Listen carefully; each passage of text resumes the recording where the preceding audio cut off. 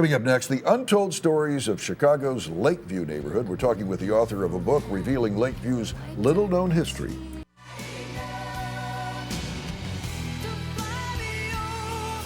When we think of Chicago's Lakeview neighborhood, most of us think of Wrigley Field and a big nightlife scene, but it actually holds an old and deep history.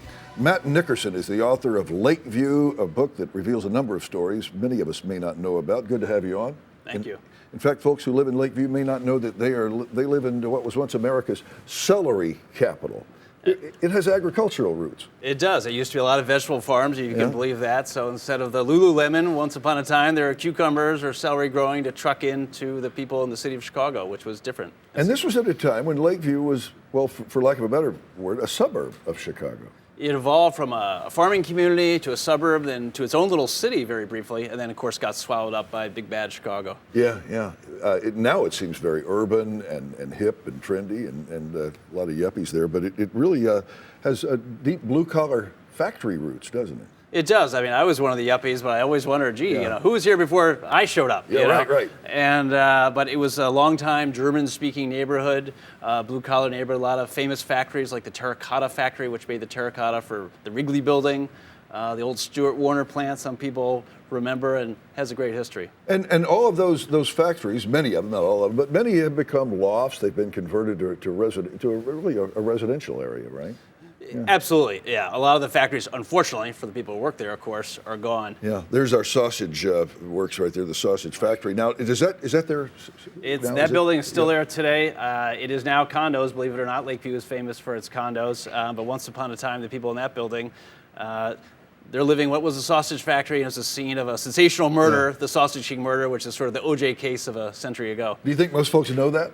I doubt it. But, give us the boundaries of Lakeview. Well, that's a debatable thing. Yeah, in the old days, of course, people identified by parish. So when I would talk to the old timers about Lakeview, they'd give me a puzzled look and they'd say, well, I belong to St. Bonnie's Parish or St. Alphonsus Parish. But officially, you could say between Diversey and Irving along the lakefront is Lakeview. That would make it one of Chicago's bigger neighborhoods, I would think. It's actually got about 100,000 people, so it's sort of like its own little city there on the north side. Yeah. And it really, as I drive through, I see the real estate's there very pricey, I think, and it's very trendy, a pretty cool place to live. But it was, it was once just another working class blue collar neighborhood. Hard to believe, though. It had a lot of ups and downs. It was a very German blue collar neighborhood, really into the 70s. People were speaking German. People told me stories of shop owners were expected to speak German, and they were frowned upon. One guy said his father was called a Dummkopf because he didn't speak German. Right. That's how you did business. And it even had a gang problem, and certainly kind of innocent by today's standards, but they did have gangs there, right? Yeah, again, hard to believe now, but things got rough in the 70s, like in a lot of neighborhoods. You had Simon City Royals on Lincoln Avenue, and but a lot of people survived. One shopkeeper called them grinders. They just ground it out. They stuck with the neighborhood, and now they're reaping the reward. You've got one chapter called Secrets of Lakeview. Tell me a secret or two. Okay. Well, there's the Sausage King murder I told you about. That was pretty interesting and actually kind of broke ground legally. Rumors spread about someone's wife, the factory owner's wife, being ground up into sausage, which wasn't true, by the way, so rest easy. Yikes.